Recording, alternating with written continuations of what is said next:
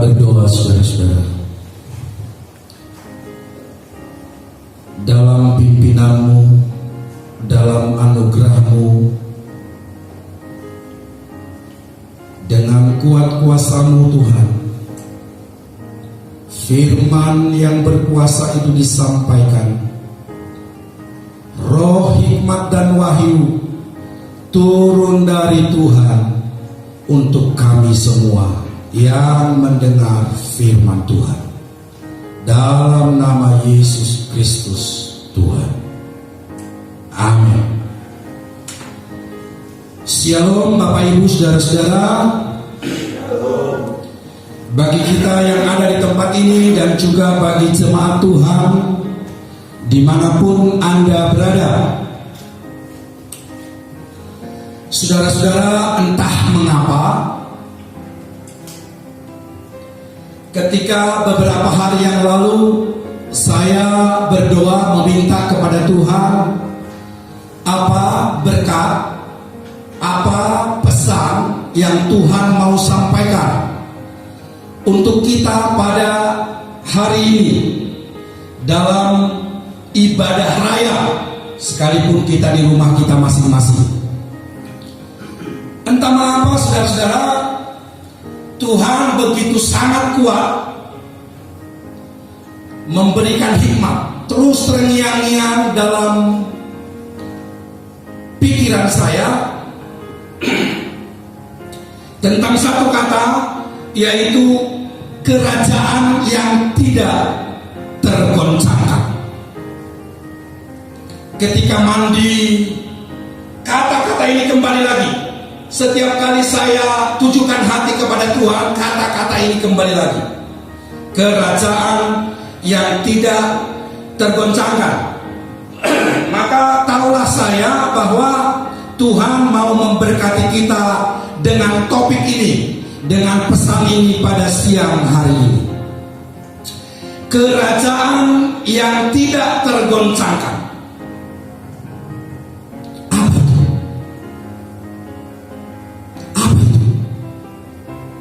Kerajaan yang tidak tergoncangkan adalah kerajaan yang tidak dihukum, adalah kerajaan yang memberkati, dan adalah kerajaan yang punya otoritas. Kalau Anda mengingat hari Paskah kemarin, beberapa hari kemarin, maka pesan Tuhan berbicara tentang kerajaan yang dibangun oleh Tuhan Yesus 3 hari lamanya dalam kematian. Kerajaan itu atau disebut bait suci, atau kerajaan Allah, atau kerajaan surga. Kerajaan inilah yang disebut dengan kerajaan yang tidak tergoncangkan. Di sana dalam kerajaan itu Allah memerintah. Lalu saudara, saya mencari, ternyata ini sangat luar biasa bagus. Ini firman Tuhan ajaib, sangat luar biasa bagus disampaikan di dalam Ibrani pasal yang ke-12. Mari kita lihat dulu, apakah kerajaan itu? Nanti kita akan melihat langkah-langkah apa yang akan kita lakukan, yang Tuhan ingin terjadi dalam hidup kita. Mari sama-sama kita buka Ibrani pasal 12 ayat yang ke-18 sampai dengan ayat yang ke-29.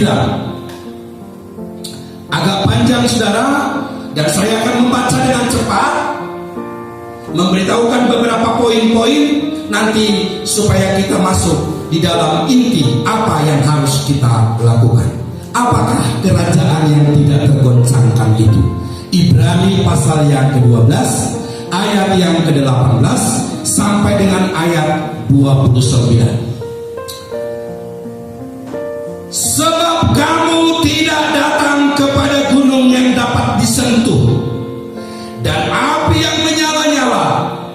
kepada kegelapan dan angin badai, kepada bunyi sangkakala dan bunyi suara yang membuat mereka yang mendengarnya memohon supaya jangan lagi berbicara kepada mereka, sebab mereka tidak tahan mendengar perintah ini. Bahkan jika binatang pun yang menyentuh gunung, ia harus dilempari dengan batu.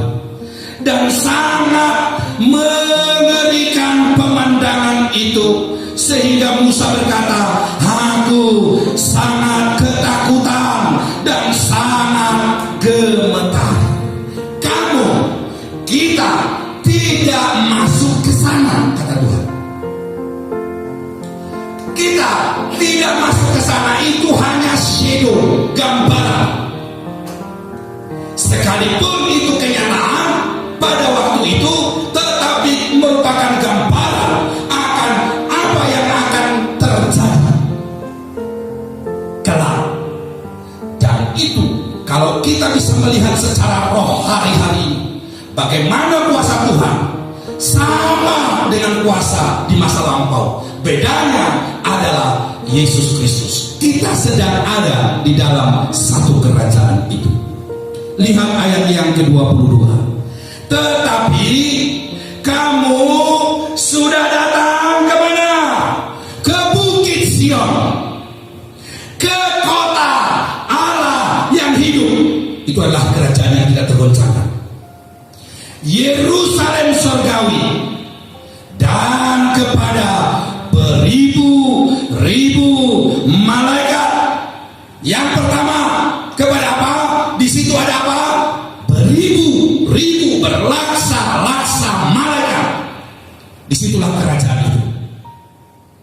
Yang kedua, ayat 23, dan kepada jemaat anak-anak sulung. Siapa itu? Kita. Semua orang yang dimeteraikan oleh Tuhan, semua orang yang dilahirkan baru, itulah jemaat anak-anak sulung. Lihat, dan kepada jemaat anak-anak sulung yang namanya terdaftar di surga. Namamu sudah terdaftar belum? Kamu adalah jemaat anak-anak sulung itu. Itu yang kedua. Yang ketiga, siapa lagi di sana? Dan kepada Allah yang memerintah, teokrasi, Allah yang memerintah dalam kerajaan itu. Lalu siapa lagi di sana? Dan kepada Allah yang menghakimi semua orang, dan kepada roh-roh orang benar yang telah menjadi sempurna, roh-roh yang sudah dipanggil oleh Tuhan, yang ada bersama-sama dengan Tuhan. Itulah kerajaan itu. Dan siapa lagi di sana? Yang kelima, Yesus Kristus, Raja di atas segala raja. Itulah kerajaan yang tidak tergoncangkan itu. Itulah bait suci yang didirikan oleh Tuhan Yesus 3 hari dalam kematiannya. Itulah kerajaan yang sudah dirancang oleh Bapa sebelum dunia ini dijadikan. Kita ada di sana. Kita tidak masuk lagi ke gunung yang menggetarkan. Di sana semuanya mengerikan. Tidak, kita tidak masuk ke sana. Tetapi kita masuk di dalam kerajaan yang tidak tergoncangkan, di mana tadi ada 5 pribadi-pribadi yang ada di sana. Saudara-saudara, lalu ketika sampai di sini, saya mulai berpikir, Tuhan, kami sudah ada dalam kerajaan yang tidak tergoncangkan itu. Sekarang menjadi pertanyaan, apa yang Engkau inginkan untuk kami lakukan dalam kerajaan yang tidak tergoncangkan itu? Karena pesan Tuhan harus tersampaikan kepada kita siang hari. Saudara, dengar baik-baik. Ketika saya mempergumulkan ini, saya kaget luar biasa. Hal yang belum pernah saya lihat sebelumnya. Saya perhatikan, kalau baca mungkin sudah ribuan kali, tapi belum pernah saya pikirkan.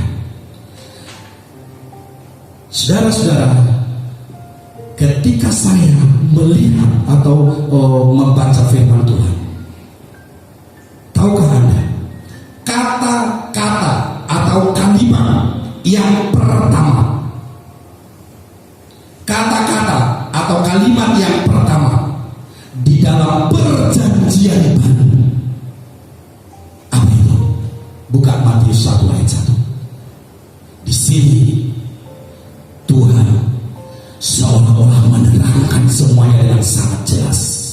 Matius 1 ayat 1. Mari sama-sama kita membacanya dengan suara yang jelas.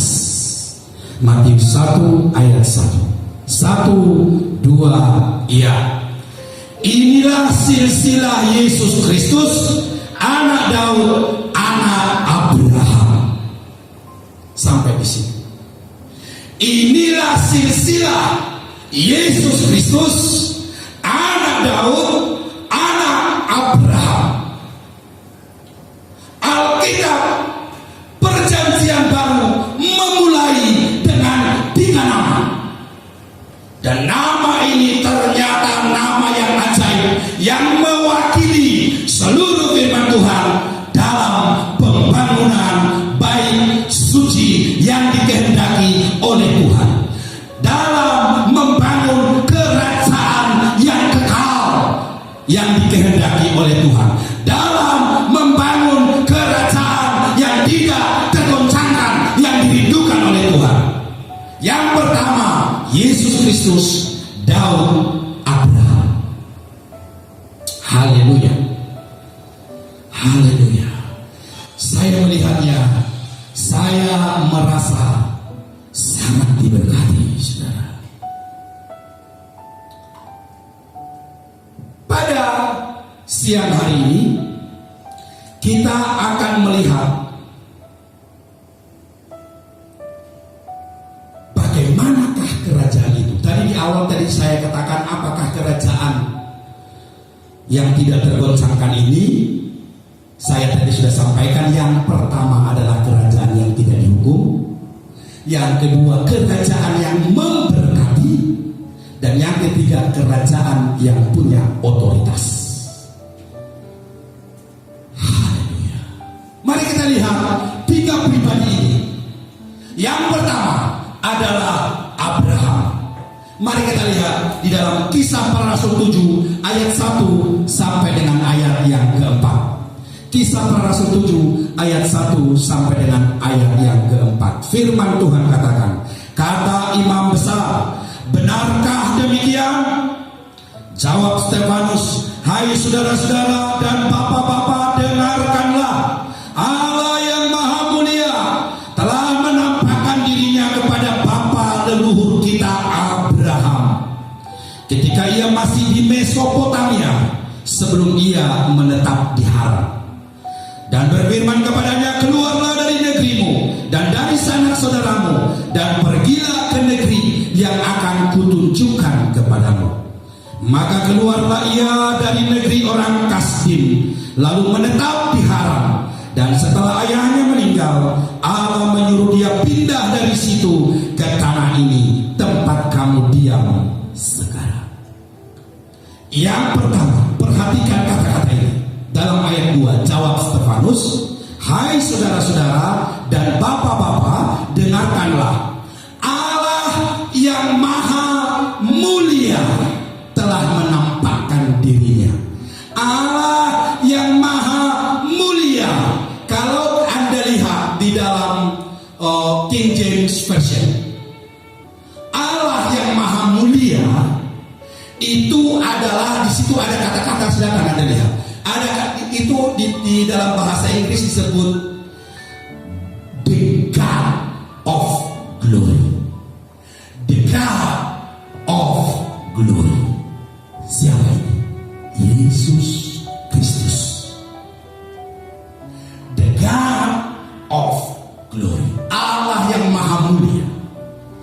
itu adalah Yesus Kristus. Dalam bacaan tadi, Stefanus mengatakan bahwa Abraham bertemu dengan Allah yang Maha Mulia, bertemu dengan pribadi Yesus Kristus. Hal yang pertama dalam kerajaan yang tidak tergoncangkan adalah pertemuan dengan the God of Glory, pertemuan dengan Tuhan Yesus Kristus. Itulah yang pertama sekali, itulah yang pertama sekali yang menjadi ciri khas dari orang-orang yang ada dalam kerajaan yang tidak tergoncangkan itu. Bertemu secara pribadi dengan Tuhan Yesus. Amin. Banyak hal yang sebenarnya yang saya ingin sampaikan di sini, tetapi kita harus melihat waktu.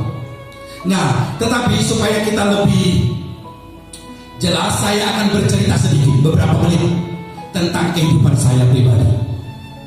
Saudara-saudara, saya bersyukur dilahirkan oleh seorang ibu yang luar biasa.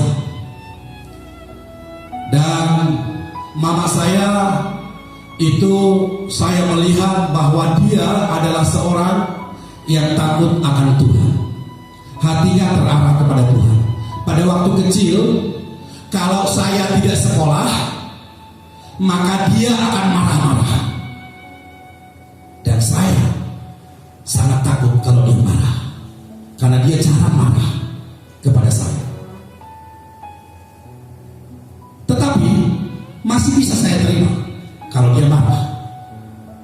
Jadi kalau saya tidak sekolah, dia akan marah-marah. Itu pada waktu SMP. Karena di SD saya tidak mungkin tidak sekolah, karena dia ngajar di sana. Kalau saya tidak sekolah, dia akan marah-marah. Tetapi perhatikan, kalau saya tidak ke gereja, dia akan menangis. Yang paling saya takuti adalah kalau mama saya menangis. Saya takutnya luar biasa. Anda bisa membedakan? Kalau saya tidak sekolah, dia marah-marah. Tapi kalau saya tidak ke gereja atau sekolah minggu, dia akan menangis. Artinya dia tahu bahwa yang paling penting dalam hidup ini adalah persekutuan kita dengan Tuhan. Biasa setiap hari Sabtu dulu itu dengan gaya-gaya desa, kami ada dalam persekutuan. Jadi dia membuat persekutuan setiap hari Sabtu, satu keluarga. Tapi yang saya tidak suka, setiap persekutuan itu nanti diakhiri dengan dia menangis.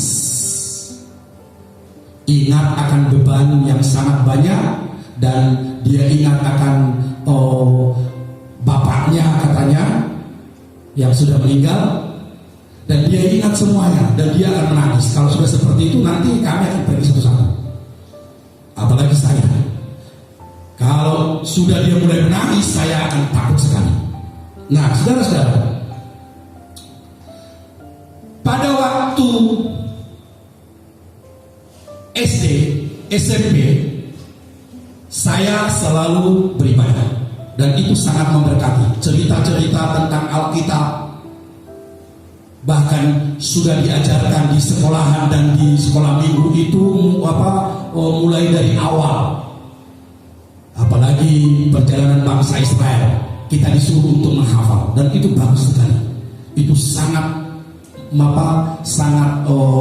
luar biasa, mendidik kita menjadi benih dalam kehidupan kita. Nah, setelah selesai SMP, maka saya mulai masuk SMA. Dan ketika saya SMA, saya adalah golongan orang yang terbandel. Saya sekolah SMA di 3 tempat karena kebandelan. Yang pertama, saya di Siantar di SMA Katolik Bintang Timur. Lalu kelas 2 di ujian tengah semester saya pindah dari Siantar ke Medan. Itu SMA-nya SMA bergengsi. Saya bohong sana sini sampai saya diterima di sana karena di sini juga ada paman saya.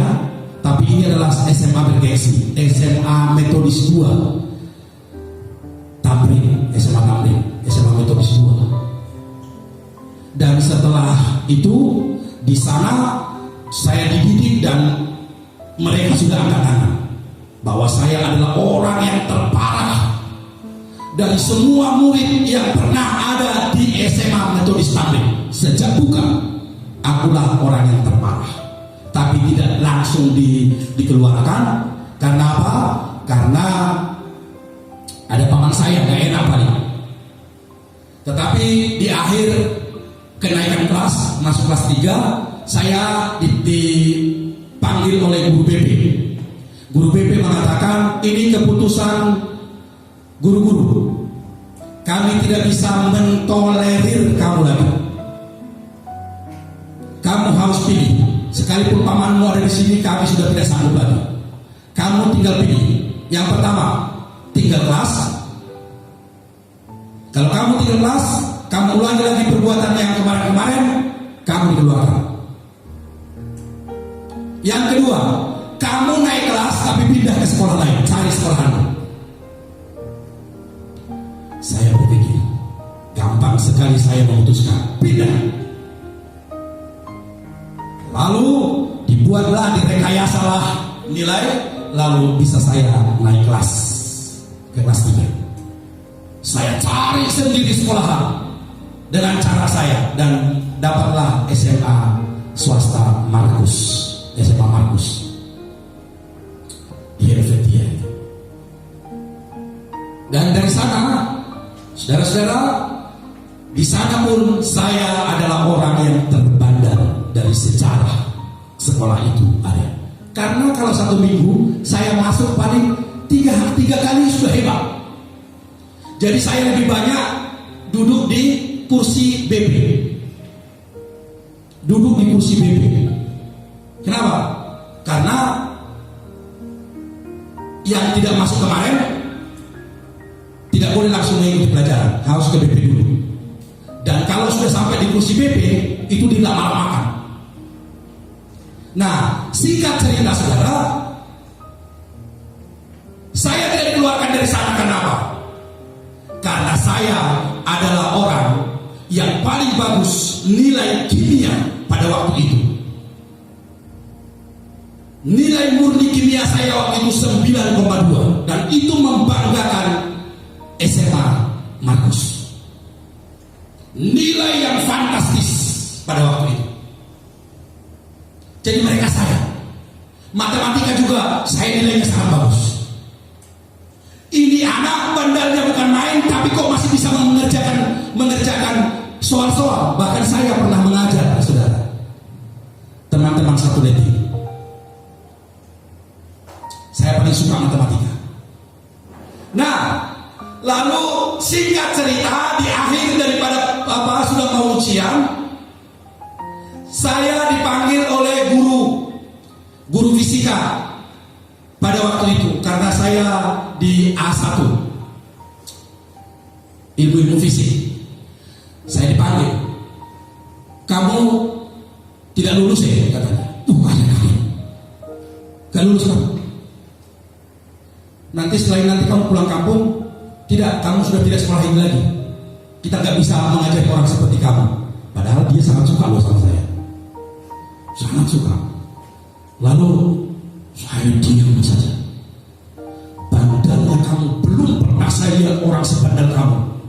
Ngeyel, dikasih tahu nggak pernah nurut. Ya, tapi nggak pernah nurut.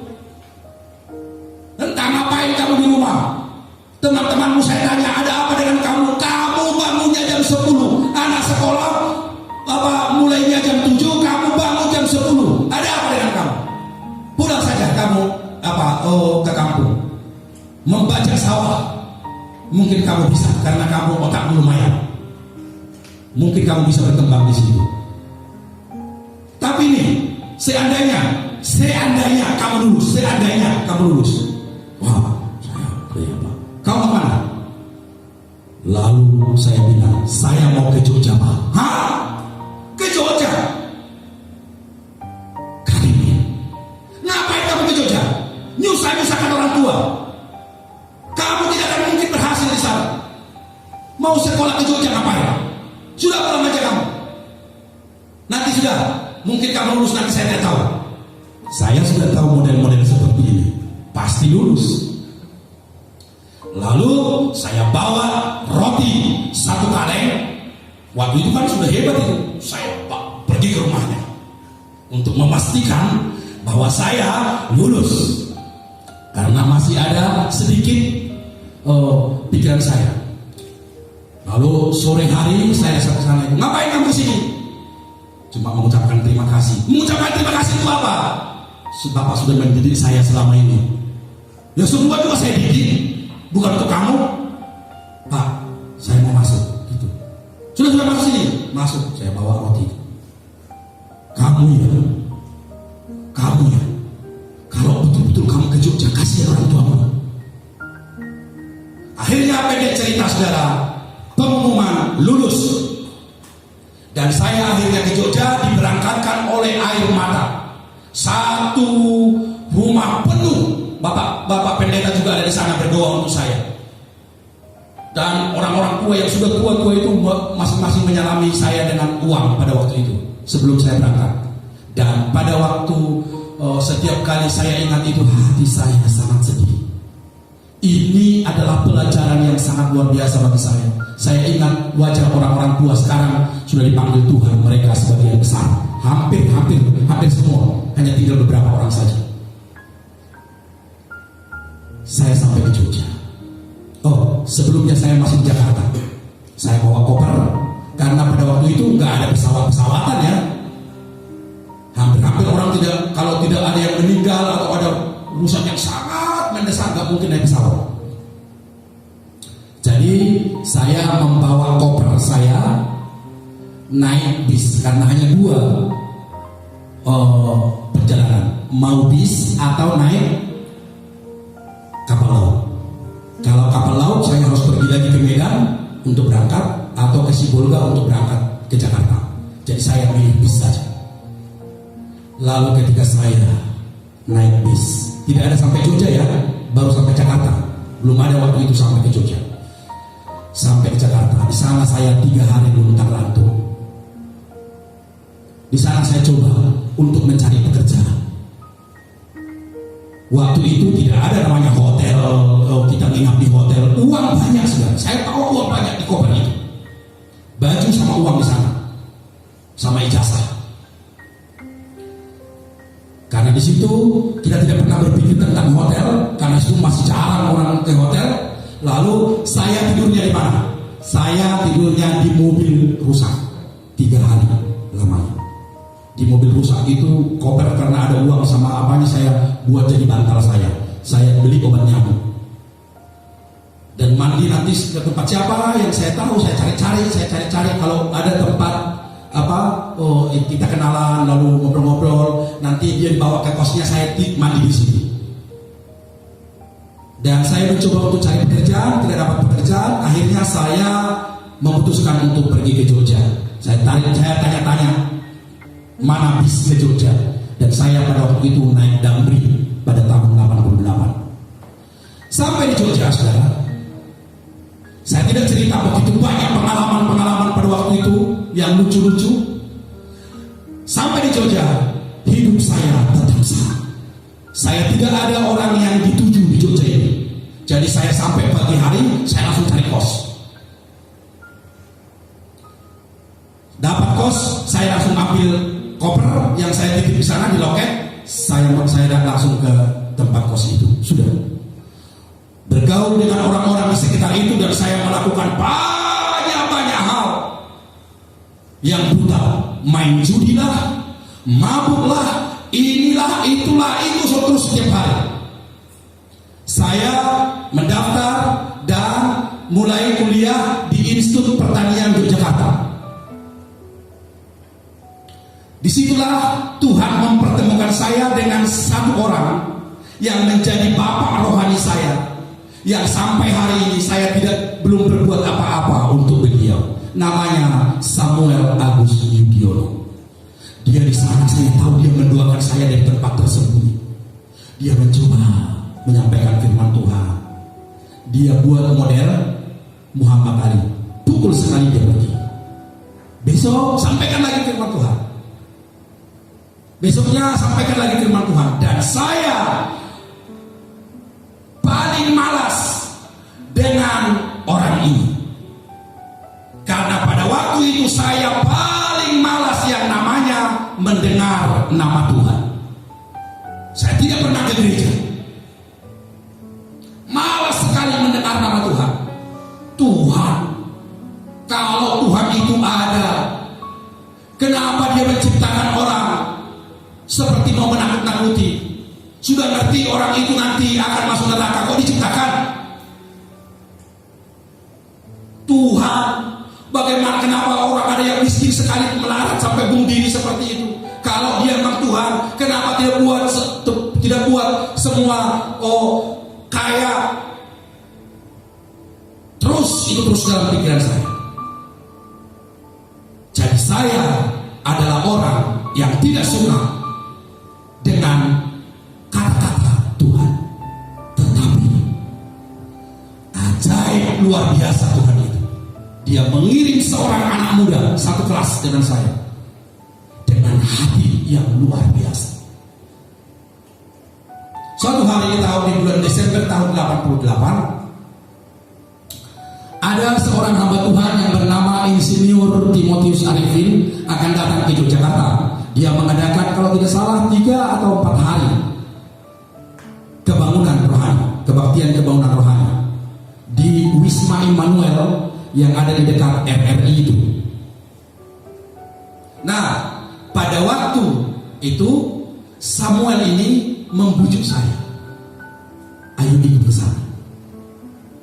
Entah kenapa pada waktu itu saya kok mau, ya sudah, gak apa-apa, kita pergi ke sana. Pada waktu ibadah dimulai, hati saya begitu bergejolak. Saya melihat, saya merasakan seperti hadirat yang luar biasa yang belum pernah saya rasakan sebelumnya. Karena itu saya masih jemput. Hari kedua, dia mungkin melihat saya kok tertarik banget. Dia coba untuk tidak menjemput saya, datang sendiri saya sana. Masih belum dimulai, saya sudah datang ke sini membawa orang lagi. Orang itu saya ongkosi, nanti saya pulangnya nanti, pokoknya saya kasih makan sudah. Orang itu ikut, walaupun hanya sekali, besoknya sudah tidak ikut lagi. Karena mungkin dia tidak merasakan apa-apa di sana seperti saya. Tetapi saya begitu luar biasa diberkati oleh acara itu. Menyembah Tuhan seperti hidup rasanya.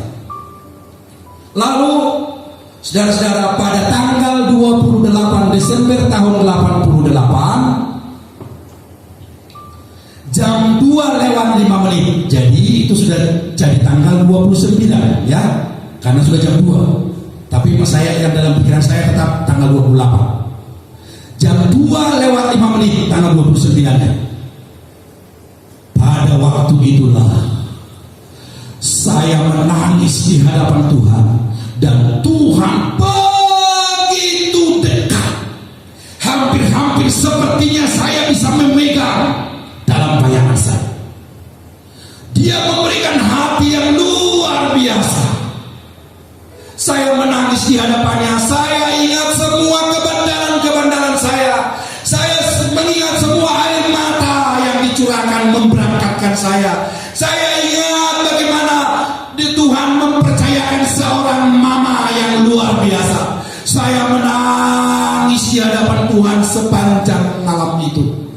Dan mulai saat itu saya berbeda. Tapi dengar baik-baik saja. Apakah Tuhan pada waktu itu, pada saat itu saya inginnya apa? Inginnya berdoa, inginnya membaca firman Tuhan, inginnya bersekutu dengan Tuhan. Hanya itu, saya merasakan hadirat Tuhan yang luar biasa. Saya berlutut berjam-jam.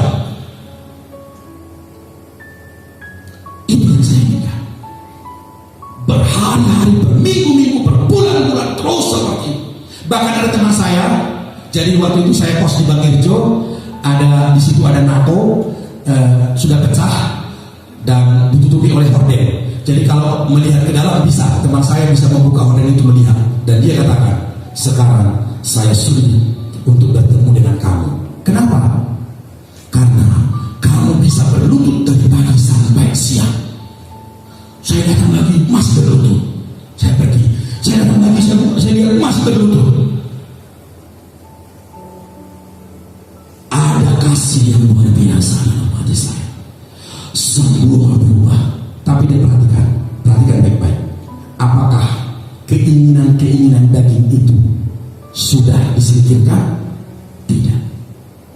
Apakah kebiasaan-kebiasaan lama sudah disingkirkan? Tidak. Hanya diterangi. Karena kalau itu dicabut, keinginan-keinginan daging atau kebiasaan-kebiasaan hidup, kalau langsung dicabut sekaligus, mungkin saya pun ikut mati. Karena itu sudah mendarah dan sudah mengakar. Nah, ini adalah caranya Tuhan. Jadi pada waktu itu, pada tanggal 28 Desember atau tanggal 29 pagi, jam 2:05, semua berubah. Saya bertemu dengan Tuhan Yesus secara pribadi. Mulai dari situ, semuanya sudah berubah. Saya pada waktu itu kuliah di 3 tempat. Satu di Institut Pertanian Yogyakarta pagi sampai siang, bahkan kadang-kadang sampai sore. Dan saya kuliah juga di Sekolah Teologi Parakletos, dan itu malam hari sampai jam 9:30 malam. Dan di celah-celah dua-duanya ini saya ngambil D3 di komputer. Di komputer pun saya lulus dengan sangat baik. Itu program, kalau di program basic DP basic Pascal dan segala macam itu, saya dapat nilai A sebenarnya. Bahkan guru yang mengajar waktu itu mengatakan itu, kalau kamu tidak sibuk sebenarnya kamu bisa asisten saya untuk mengajar di berbagai tempat. Jadi kadang-kadang karena banyak tempat dia tidak bisa datang, dia kalau pas dia mau ke sana nanti dia akan menyuruh saya dulu menggantikan dia, nanti di pertengahan dia datang, maksudnya seperti itu. Tapi karena saya saat itu sangat sibuk kuliah di Institut Pertanian Yogyakarta pagi, dan sorenya nanti itu saya kuliah di teologi. Nah, saudara-saudara, keinginan daging, kebiasaan-kebiasaan yang jelek yang lama itu semuanya masih tetap di situ. Dan inilah ajaibnya Tuhan. Sampai hari ini satu persatu dicabut dengan firman Tuhan, dengan kekuatan firman Tuhan. Ini sama. Anda berpikir bahwa Abraham itu adalah orang yang sangat hebat? Tidak. Tuhan katakan waktu dia di Mesopotamia, Tuhan katakan keluar. Itu firman Tuhan. Ketika dia bertemu dengan the God of Glory, Yesus Kristus, keluar kamu dari sana. Dia keluar, tetapi yang memimpin dia siapa? Terah, ayahnya. Seharusnya yang memimpin dia adalah Tuhan. Dia keluar atas pimpinan Terah, ayahnya. Terah itu artinya apa? Delay, menunggu, delay. Jadi karena dia dituntun, dipimpin oleh Terah, maka 15 tahun dia harus tinggal di Haran, belum sampai ke tempat yang Tuhan tunjukkan. Sudah seperti itu,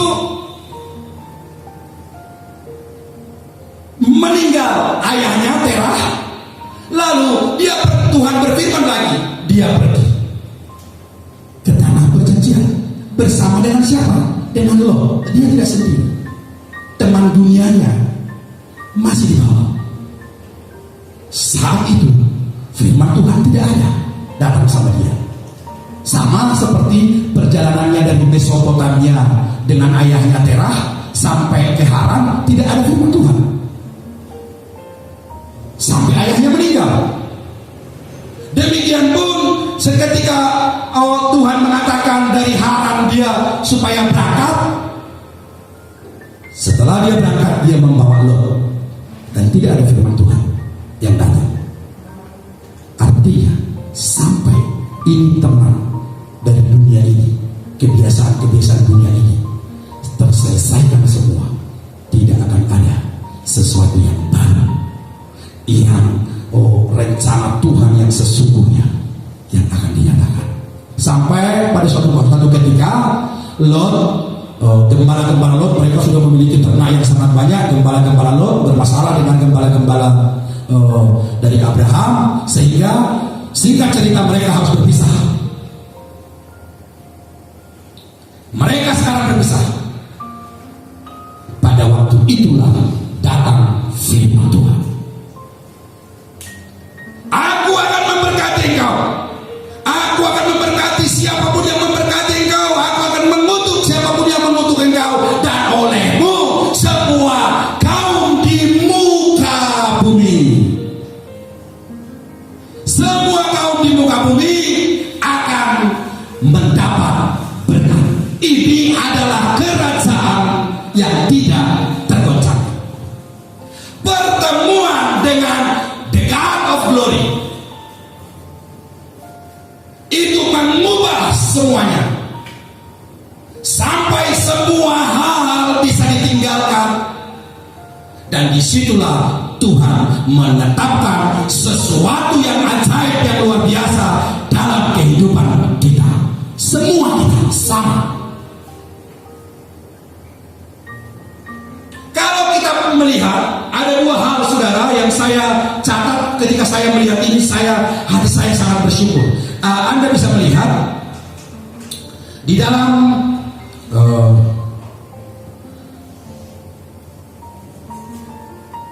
Matius pasal 3 ayat 9. Dikatakan di sana, dan janganlah mengira bahwa kamu dapat berkata dalam hatimu, Abraham adalah bapa kami, karena aku berkata kepadamu, Allah dapat menjadikan anak-anak bagi Abraham dari batu-batu ini. Artinya apa? Artinya ketika Yohanes melihat orang Farisi datang untuk dibaptis, jangan kira kamu akan lepas dari hukuman.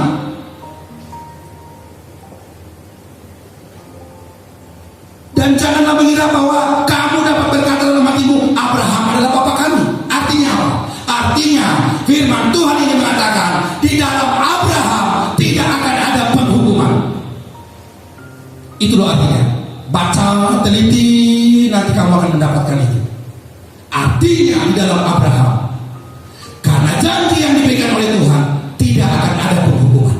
Tapi di pangkuan Abraham, di situ ada kehidupan yang kekal.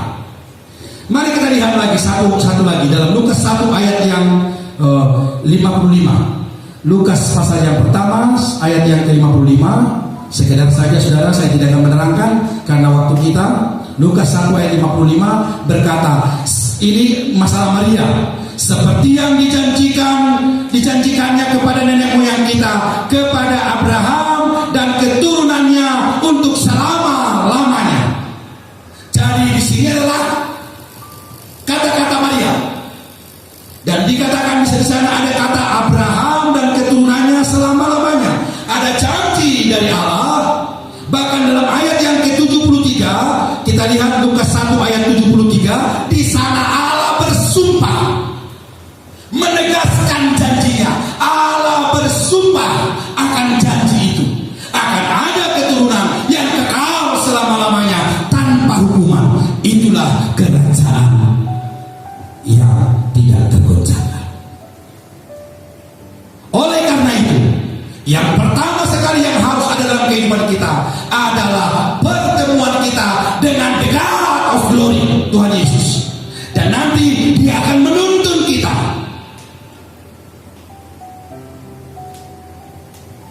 Tuhan akan menuntun kita sampai kita lepas dari pimpinan dunia. Bukan lagi Terah yang memimpin. Terus Tuhan bawa lebih dalam lagi, sampai kita lepas dengan kebiasaan-kebiasaan daging, kebiasaan-kebiasaan dunia, bersama dengan ponaannya, seperti digambarkan oleh kebersamaan dia dengan ponaannya Lot. Setelah semuanya itu, Tuhan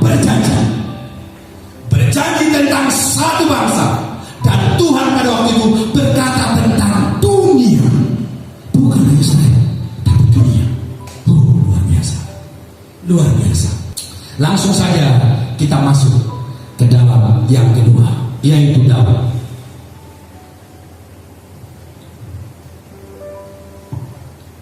Anda perhatikan, kalau Anda melihat Wahyu pasal 3, saya akan mencoba untuk membuat cepat ya.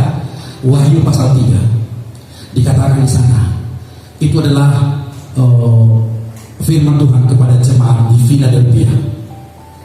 Wahyu pasal 3, dan tuliskanlah kepada malaikat jemaat di Philadelphia, inilah firman yang kudus, yang benar, yang apa? Yang memegang kunci Daud. Apa itu? Apabila ia membuka, tidak ada yang dapat menutup. Apabila ia menutup, tidak ada yang dapat membuka. Itulah kunci Daud. Otoritas.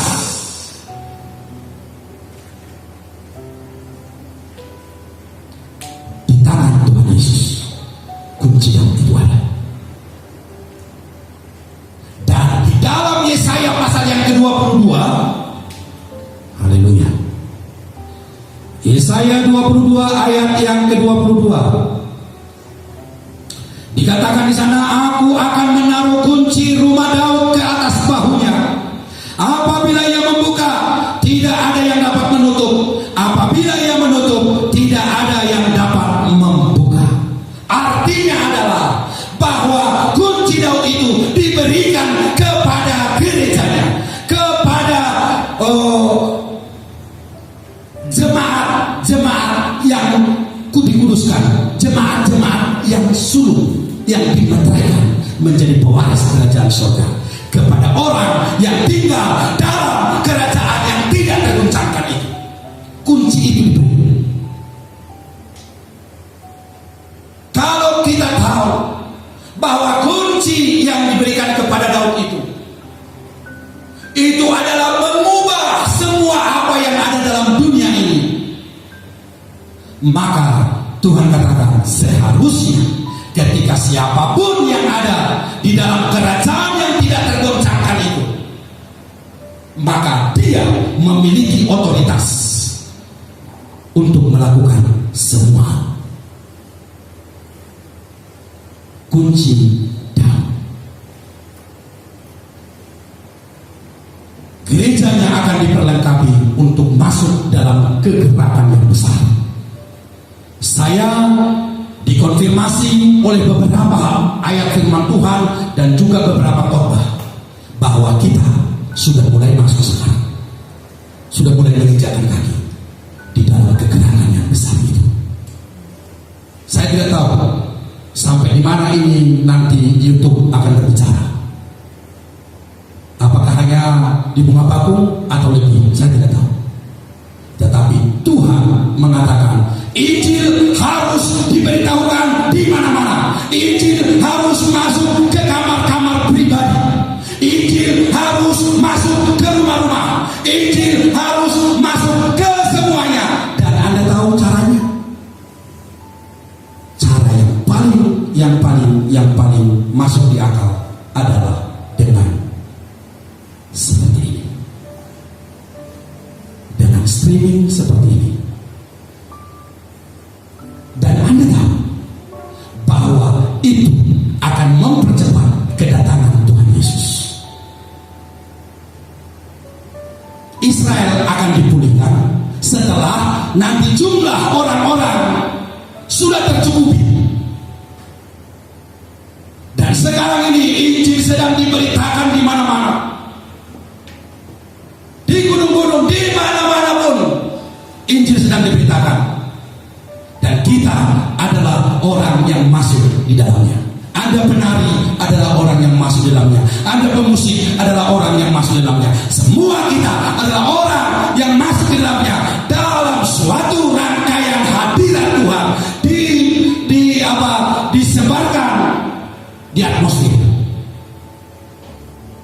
Dan pada waktu inilah kita katakan, saya pegang kunci Daud. Dalam nama Tuhan Yesus akan terjadi kegerakan di mana-mana.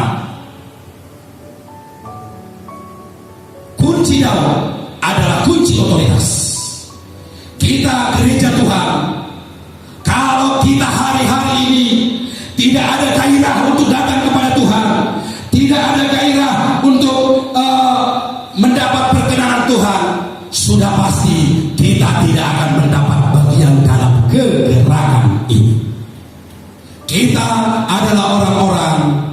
yang Tuhan katakan ada dalam kerajaan yang tidak tergoncangkan, dan dunia akan melihat, akan diberkati oleh keberadaan kita. Siapapun yang memberkati engkau akan diberkati, siapapun yang mengutuk engkau akan dikutuk, dan olehmu semua kaum di muka bumi akan mendapat berkat. Bagi kita lah kata-kata ini. Kata satu kali lagi Tuhan akan menggoncangkan, katanya Dia sedang berbicara tentang akhir zaman, tentang satu kegerakan rohani yang tidak masuk di akal, yang belum pernah terjadi, dan kita akan melihat hari-hari ke depan. Kita akan melihat hari-hari ke depan kegerakan rohani yang belum pernah terjadi, dan itu adalah janji Tuhan. Besok kapan-kapan kita akan berbicara tentang itu. Saudara, kita di sini bersyukur kepada Tuhan karena anugerahnya Dia membawa kita dalam kerajaan yang tidak tergoncangkan. Mari kita berdoa. Hormat kemuliaan bagi-Mu ya Tuhan, yang sudah membawa kami dalam kerajaan yang tidak tergoncangkan. Kami bersyukur kepada-Mu. Kami bersyukur kepada-Mu. Ini hidup kami Tuhan. Ini hidup kami. Kami serahkan sepenuhnya ke dalam tangan-Mu ya Tuhan, untuk masuk dalam kegerakan besar yang Engkau rencanakan itu. Proses kami, kuatkan kami, tolong kami Tuhan, tolong Tuhan di masa-masa istirahat sekarang ini, tolong kami cabut semua, cabut semua, cabut semua tanaman-tanaman yang tidak berasal dari Tuhan. Cabut Tuhan, kami tidak mampu, hanya Engkau yang mampu mencabutnya. Kami rindu disucikan, dikuduskan dengan hati yang sungguh-sungguh percaya kepada Tuhan, dengan tidak memiliki perasaan tertuduh. Kami masuk dalam kegerakan rohani ini, dan kami dapat ambil bagian dalam rencana agung Tuhan. Terima kasih Tuhan, di dalam nama yang kudus, the God of glory, nama Tuhan Yesus Kristus